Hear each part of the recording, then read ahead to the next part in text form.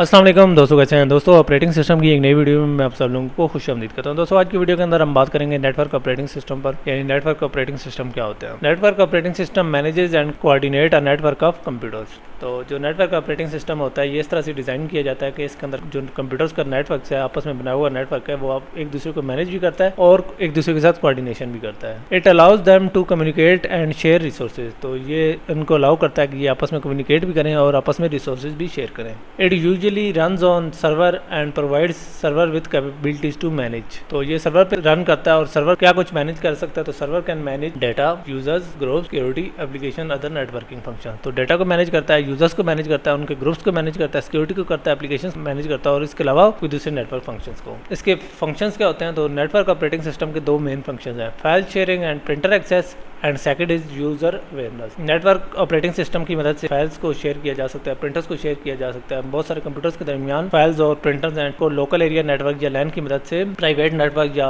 दूसरे नेटवर्क्स की मदद से उनको आपस में शेयर किया जा सकता है। ठीक, तो बहुत सारे कंप्यूटर्स एक दूसरे की फाइल्स को एक्सेस कर सकते हैं और प्रिंटर्स को एक्सेस कर सकते हैं। यूज़र अवेयरनेस, जो तमाम नेटवर्क में यूजर्स हैं वो मल्टीपल कंप्यूटर्स की प्रेजेंस से अवेयर होते हैं, ठीक है, और शेयर्ड रिसोर्सेज को इस्तेमाल कर सकते हैं। अब बात कर लेते हैं नेटवर्क ऑपरेटिंग सिस्टम की टाइप्स पर। नेटवर्क ऑपरेटिंग सिस्टम की कितनी टाइप्स हैं। तो दो टाइप्स हैं इसकी, client server model and peer to peer operating system. तो क्लाइंट सर्वर ऑपरेटिंग सिस्टम क्या होता है और पीयर टू पीयर क्या होता है, तो ये देखते हैं। क्लाइंट सर्वर ऑपरेटिंग सिस्टम क्या होता है। तो इसमें सबसे पहले हम सर्वर का रोल देख लेते हैं। Server provide services to clients. तो इसमें इस तरह का होता है कि क्लाइंट सर्वर मॉडल में सर्वर एक बड़ी पावरफुल मशीन होती है जो कि इस तरह करती है कि क्लाइंट मशीन्स को सर्विसेज प्रोवाइड करती है। तो जो सर्वर प्रोग्राम है वो सर्वर पर इंस्टॉल होता है जो कि न सिर्फ सर्विसेज प्रोवाइड करता है बल्कि उनको मैनेज करता है, ठीक है। और क्लाइंट का क्या रोल होता है। Client machines rely on server for accessing services. तो क्लाइंट इस तरह करता है, सर्वर्स पर रिलाई करता है और सर्वर से सर्विसेज एक्सेस करता है। और जो क्लाइंट होते हैं वो सर्वर पर डिपेंडेंट होते हैं, वो इस तरह करते हैं कि दूसरी मशीन्स को सर्विसेज प्रोवाइड नहीं करते, बल्कि उन्हें जब भी कोई सर्विस चाहिए होती है वो सर्वर से मांगते हैं। इसकी जो बेहतरीन एग्जांपल है वो है नोवेल सर्वर एनवायरनमेंट, ठीक है। तो उसके अंदर जो सर्वर है वो इस तरह करता है स्पेसिफिक टास्क जैसे कि फाइल स्टोरेज, सिक्योरिटी मैनेजमेंट वगैरह को एक्सेस करता है, जबकि क्लाइंट उन सर्विसेज को एक्सेस तो करते हैं लेकिन सर्वर साइड एप्लीकेशन जैसे कि वर्ड प्रोसेसिंग वगैरह को नहीं एक्सेस कर सकते क्योंकि जो सर्वर है वो स्पेसिफिक टास्क प्रोवाइड करता है, ठीक है, तमाम सर्विसेज प्रोवाइड नहीं करता।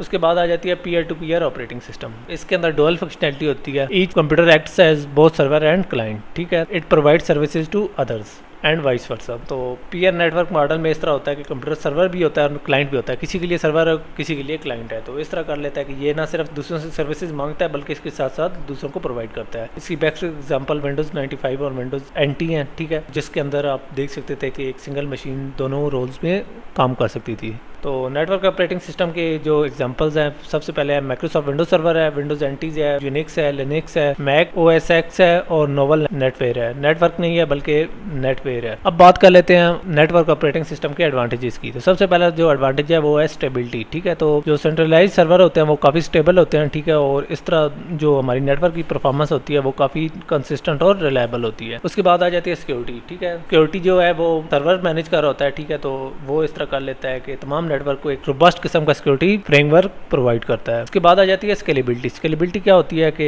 सिस्टम के अंदर बड़ी इजीली नई टेक्नोलॉजीज को इंटीग्रेट किया जा सकता है और एग्जिस्टिंग हार्डवेयर को स्केलेबल या उसके अंदर नया हार्डवेयर डाला जा सकता है। उसके बाद है रिमोट एक्सेस। सर्वर्स हैं वो रिमोट एक्सेस भी अलाउ करते हैं डिफरेंट लोकेशन से और डिफरेंट टाइप के ऑपरेटिंग सिस्टम से, और इस तरह से उनके अंदर फ्लेक्सिबिलिटी और एक्सेसिबिलिटी आती है। अब बात कर लेते हैं इसके डिसएडवांटेजेस। तो इसके डिसएडवांटेज तो सबसे बड़ा है कॉस्ट। सर्वर और उसकी मेंटेनेंस काफ़ी कॉस्टली हो सकती है, ठीक है, और स्पेशली उसको सेटअप करना और उसके ऑपरेशन वगैरह काफ़ी एक्सपेंसिव होते हैं। उसके बाद है डिपेंडेंसी। यूजर्स सर्वर के ऊपर बहुत ज़्यादा डिपेंडेंट होते हैं, बहुत सारे ऑपरेशन के लिए उन्हें सर्वर्स की तरफ मूव करना पड़ता है, ठीक है। अगर सर्वर डाउन हो जाए तो ये एक बॉटलनेक से हो सकता है। थर्ड है मेंटेनेंस, ठीक है, तो रेगुलर मेंटेनेंस और अपडेट्स की मदद से नेटवर्क और सर्वर को स्मूथली रन किया जा सकता है, ठीक है, तो इसके लिए रेगुलर मेंटेनेंस चाहिए होती है। आज की वीडियो के अंदर हमने नेटवर्क ऑपरेटिंग सिस्टम को देखा है, ठीक है, और उसके साथ साथ उसके फीचर देखे हैं, उसके मॉडल देखे हैं, उसके एडवांटेजेस और डिसएडवांटेजेस देखे हैं, ठीक है। तो उम्मीद करता हूँ आप लोगों को वीडियो पसंद आई होगी। तो इंशाल्लाह नेक्स्ट वीडियो में मिलेंगे, तब तक के लिए इजाज़त दीजिए। अल्लाह हाफिज़।